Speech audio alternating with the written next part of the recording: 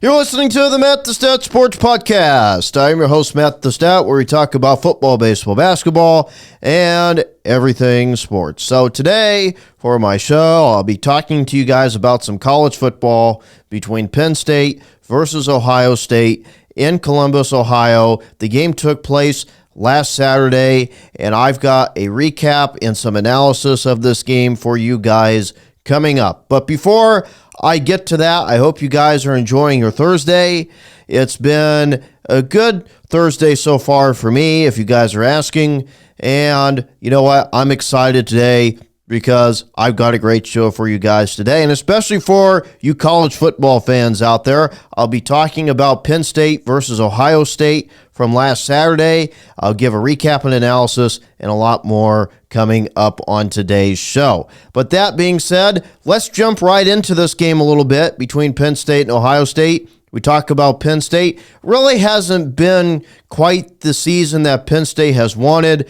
They got off to a struggling start. They got upsetted by UCLA, and things really have not gone well. They also lost to Northwestern, and, well, James Franklin ends up getting fired after the Northwestern game, after they lose to Northwestern. Then not only that for Penn State, their starting quarterback, Drew Aller, ends up getting hurt. He's done for the season. So it really hasn't been quite the season for Penn State so far.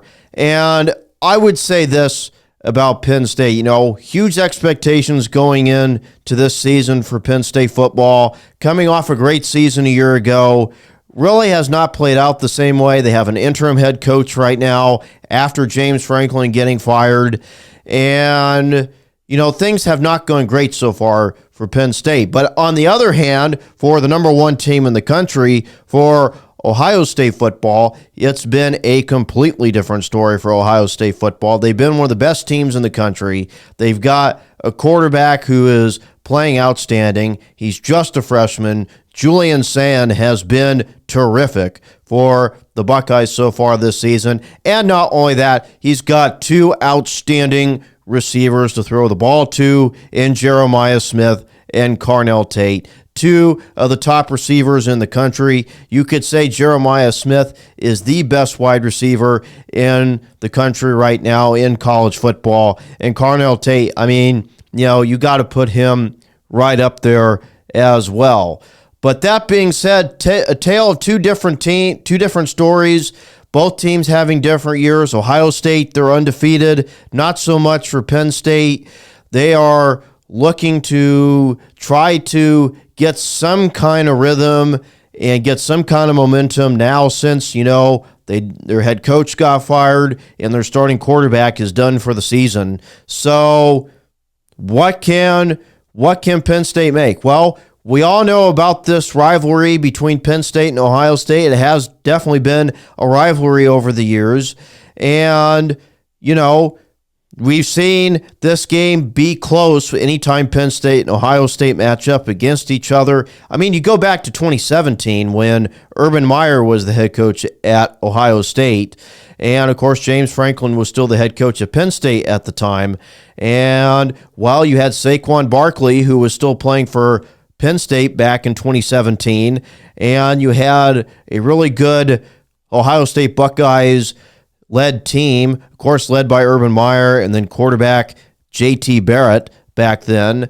And J.K. Dobbins was the starting running back for Ohio State back in 2017. That game ended up starting out with Penn State going up by a couple of scores early in the game, but Ohio State did find a way to come back to win the game, and in thrilling fashion, by the way, if I might add. So, just going over that, just that one game, and there's been many and plenty of exciting games between Penn State and Ohio State. You go back to like 2016 when Penn State beat Ohio State in 2016. So, and that was a good game too. But always a good game when Penn State and Ohio State meet up against each other. We'll see how this game goes. So let's jump right into it. Penn State, they would start with the ball to begin the game. They would start with a toss to Katron Allen for a first. But really after that, Penn State, they didn't really do much after that. they would end up having to punt. Ohio State, they would get the ball, and that high-powered offense led by Julian Sand, and they would start with a Sand play-action pass to Carnell Tate for a first, then a good run from Bo Jackson, then a Sand pass completion to Jeremiah Smith for a first, then another completion to Jeremiah Smith, then a run from C.J. Donaldson for a first, and the drive would be capped by a RPO pass to Smith for a touchdown, and it is 7-0 Buckeyes. So for you guys out there, if you guys remember me last week talking about what RPO means, run pass options. That means you have the choice of either running it or passing it. So 7-0 Ohio State. And the one thing on that first drive of the game was I was surprised that Penn State wasn't doubling Jeremiah Smith at the beginning of the game. They were leaving him one-on-one, and while Julian Sand, he takes advantage of it in the red zone down near the goal line, and, it's 7-0 Ohio State. Sand finds Jeremiah Smith for a touchdown. So 7-0 Buckeyes. The next drive for Penn State, they would end up going 3-and-out. So they give the ball right back to Ohio State, and Ohio State, they would start with a holding and roughing the passer penalties on Penn State. So 2 penalties on Penn State on just one play. Then a Sand pass completion to Brandon Ennis for a first. Then a good run from Isaiah West. Then a Sand quick pass to Ennis. That would be the end of the first quarter, so still the same drive. But then Sand, he would have a completion to Tate. The drive would end up stalling. The Buckeyes, they would have to settle for a field goal, and it's 10-0 Ohio State. So Penn State coming up with a big stop there, trying not to go down 14-0, because as soon as you go down 14-0 to Ohio State, it's pretty much over once you go down 14-0 to the Buckeyes. So Penn State defense, they come up with a big stop. They stop Ohio State, make them settle for a field goal. It's 10-0 Ohio State. Next drive for Penn State, they would start with converting on a third down with a Grunkemeyer pass to Ross for a first, then a screen pass to Singleton for a first, then a toss sweep to Allen, then a Grunkemeyer pass completion to Clifford for a first, then a good run from Nicholas Singleton, and the drive would be capped off by a Singleton rushing touchdown, and it's 10-7 Ohio State. So, the big defensive stop, a good drive right down the field for Penn State getting in the end zone. It's now only a 4-point lead for Ohio State. It's 10-7. So, next drive for Ohio State, they would start with Sand scrambling for a first, then a Sand pass completion to Smith for a first, and the drive would be capped by a Sand deep TD pass to Carnell Tate. So, not what you want if you're Penn State. It's now 17-7 Ohio State, and here's the thing you don't do. You don't leave Carnell Tate one-on-one, and you don't leave Jeremiah Smith one-on-one. Those guys demand a lot of attention. Well, they left Carnell Tate one-on-one. Julian Sand just throws the ball down the field, hits Carnell Tate, who's having a tremendous season so far for the Buckeyes, having a great year. And it's 17-7 Ohio State. So, next drive for Penn State, for the Nittany Lions, they would start with a good run from Allen, then an Allen run for a first. The drive would stall, and, once again, the Nittany Lions having to punt. And here's the thing you can't do. You can't be punting the ball against this Ohio State football team. You got to try to get some points. And, not saying that's easy. I mean, that Ohio State defense is extremely good. Not just their offense, but their defense has been phenomenal this season.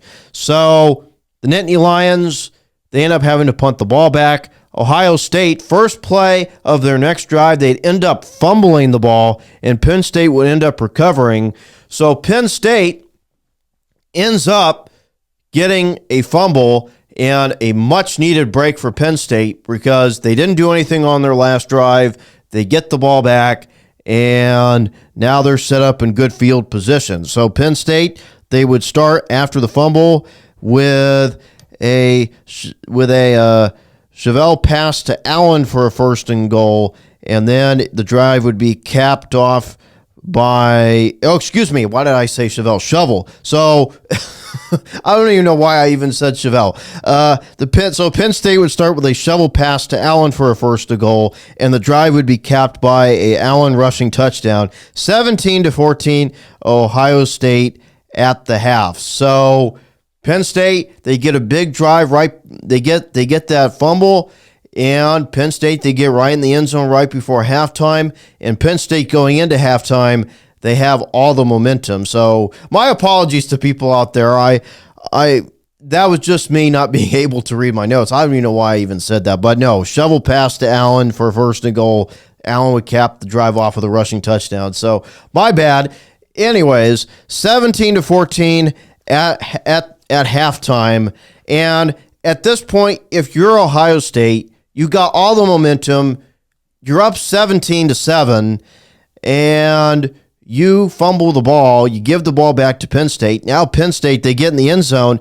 And not only that, Penn State, they have all the momentum going into the second half. So they get a big halftime. They get a big score before halftime there at the end of the first half of the game.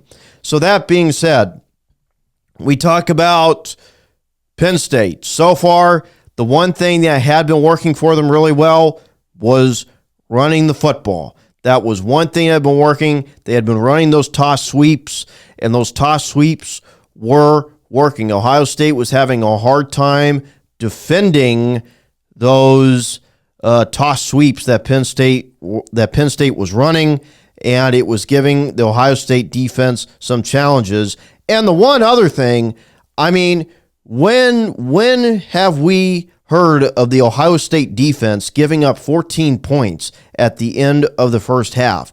I mean, never have you seen that before. And I think Ohio State's defense really uncharacteristic of Ohio State to be sitting there giving up 14 points at the end of the first half. Unheard of that this Ohio State football defense has done that this season. So very uncharacteristic. Like Penn State, they had some success running that toss sweep, and you're thinking, okay, Penn State, they just need to keep running those toss sweeps because Ohio State is having a hard time defending those toss sweeps. So when it comes to Ohio State, good first half. Offense was explosive. Julian Sand having that deep touchdown pass to Carnell Tate.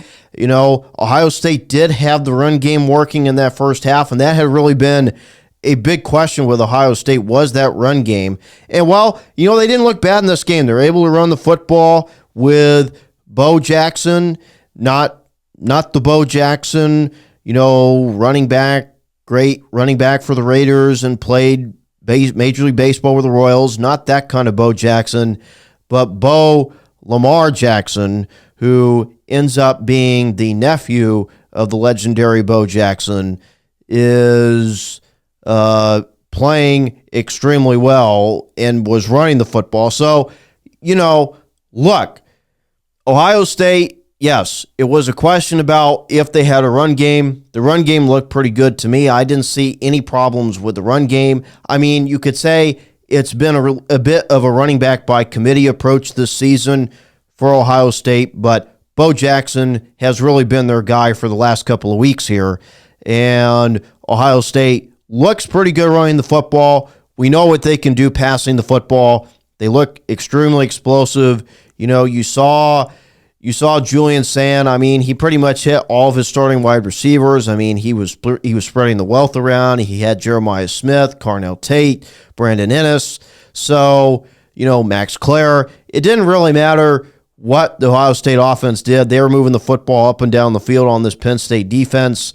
And it's 17-14 at halftime, which you're thinking, well, it shouldn't be really that close. But well, it is. It's only a 4-point game going into the second half. So second half of the football game, Ohio State, they would start with the ball to begin the second half, and they would start with a Sand bootleg to Kasmerick, then a Sand deep ball to Carnell Tate again. So Julian Sand once again hitting Carnell Tate deep down the field. The drive would be capped by a Donaldson rushing touchdown.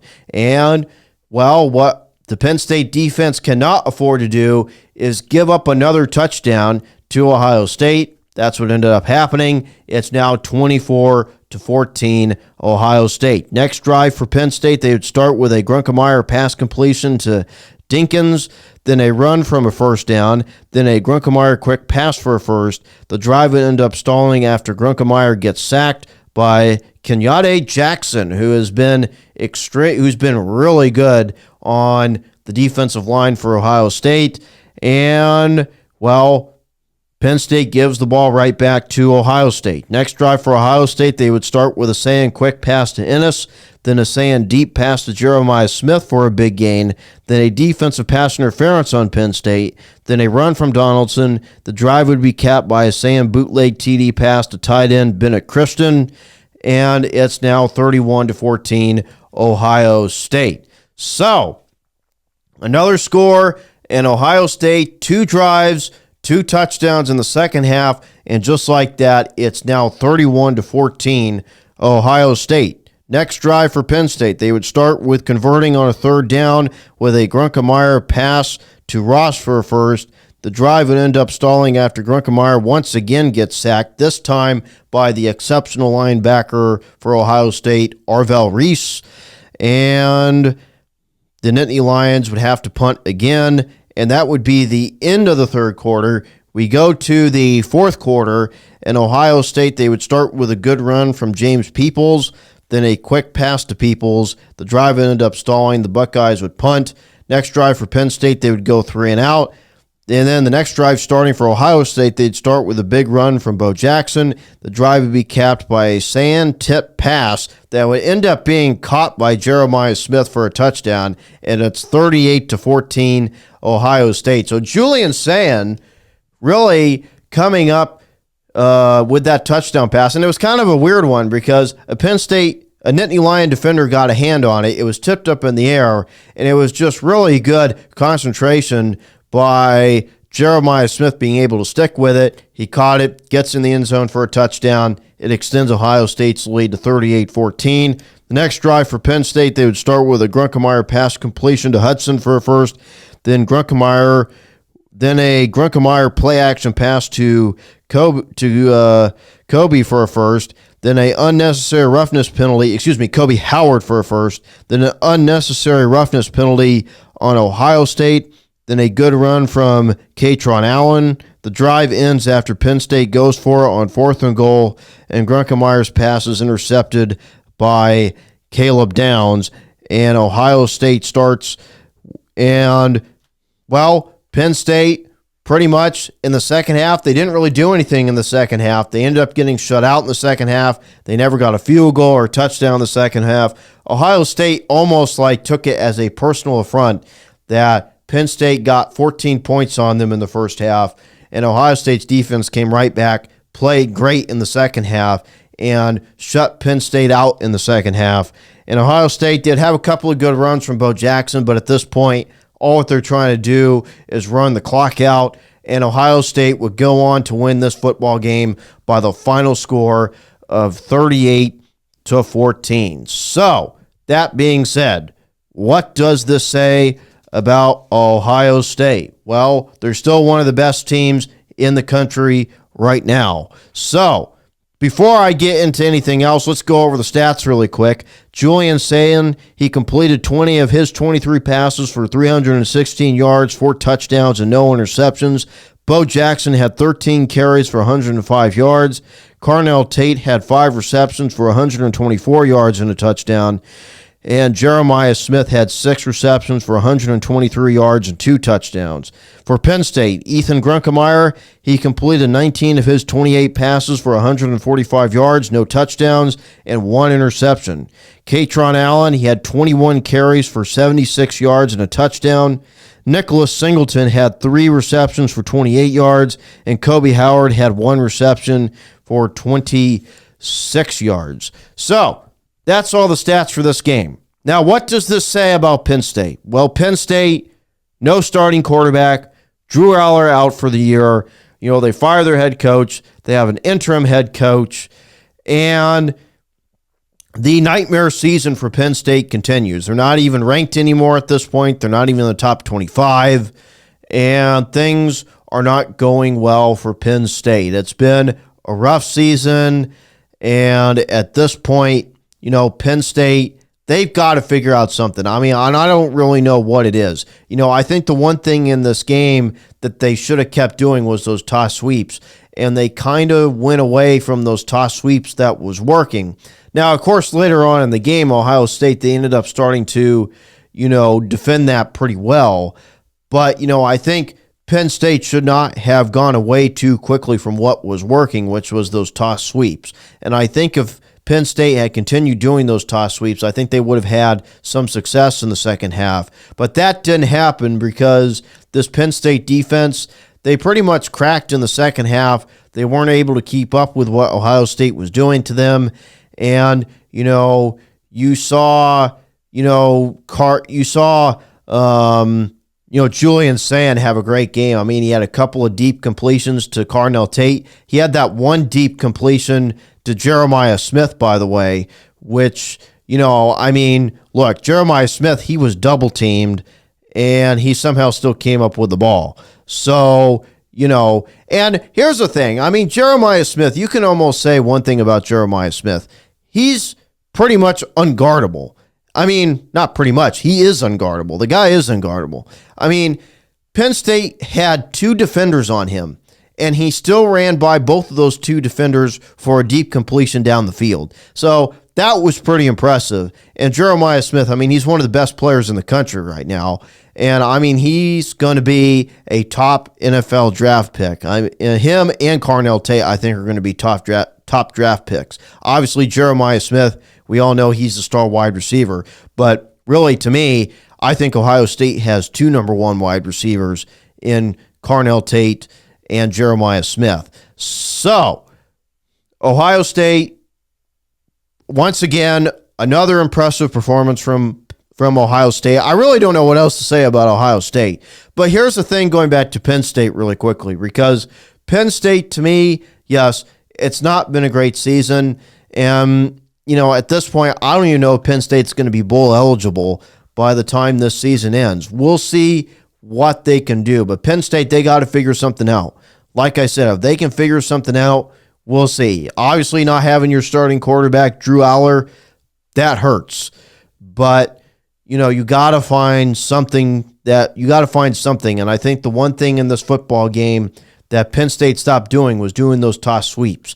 I think if they had done that a bit more, because Ohio State, they had trouble defending it in the first half, but that Matt Patricia led defense for Ohio State really did a great job in the second half, shut down Penn State. They did an excellent job. Now, Ohio State, I can tell you this. I have ran out of things to say, all these good compliments about Ohio State, but here I am, for the first time on this podcast talking about Ohio State football. And, Julian Sand, he doesn't even look like a freshman. And just how the way he's playing, he doesn't look like a freshman. He's calm, cool, collected, he's poised. Nothing seemingly really rattles this guy. And he does a great job leading this Ohio State Buckeyes offense. And, once again, they were explosive, and Penn State really did not have an answer in the second half on how to stop them. And really, for most of the game, the Penn State defense wasn't really able to stop them. It's rough when, you have so many weapons on one side of the ball as Ohio State does. It's not just, Julian Sand and Jeremiah Smith. It's Carnell Tate. It's Bo Jackson. It's, Max Clare. So whatever it is, Brandon Ennis, you can even mention Brandon Ennis in there. But whatever it is, Ohio State, they showed why they're one of the best teams in the country right now. I don't know what else to say. They do everything pretty well offensively. They do everything well on both sides of the ball. And, you saw what the offense can do. They're explosive. It's hard to, guard, two excellent receivers in Jeremiah Smith and Carnell Tate, because what happens is once you focus on one guy, that opens up the other. And I think everyone is focused on Jeremiah Smith, but then they forget that, Carnell Tate's on the other side, and, Penn State gave up a couple of big, deep pass completions to Cornell Tate. So, not easy trying to play this Ohio State football team this year. They are a nightmare to play, and they're even more of a nightmare to play at home. And you can almost say it's the house of horrors when you play Ohio State at home, because they just don't lose at home. Ohio State, they just do not lose at home. And, once again, Ohio State, they showed why they're the number one team in the country, and they came in and already and beat up on, a Penn State team that was already beat up to begin with. Coaching change, and then, your quarterback goes down, your starting quarterback goes down for the year. So all that stuff hurts if you're Penn State. And they came in Ohio State. The game wasn't close. It was 38-14. And Ohio State, they just continued to show why they're the best team in college football. So Ohio State, their next matchup, they are at Purdue this upcoming Saturday at 10 a.m. Pacific time, of course, 1 p.m. Eastern time, and they will be in Purdue this weekend. So that being said, that's all the time that I have for you guys today. I hope you guys enjoyed my podcast. I hope I gave you guys some time to get your mind off of daily life for a little bit. But that being said, before I end the show, I want to send out my condolences to the Marshawn Nealon family and his girlfriend. Of course, Dallas Cowboys defensive end Marshawn Nealon passed away this morning after he was being chased. He was being pursued by police, and they ended up finding his car, and he ended up killing himself. So my condolences and prayers are sent out to Marshawn Nealon and his family, and may Marshawn Nealon rest in peace. You're listening to the Matt the Stat Sports Podcast. I am your host, Matt the Stat, and I hope you guys enjoy the rest of your Thursday.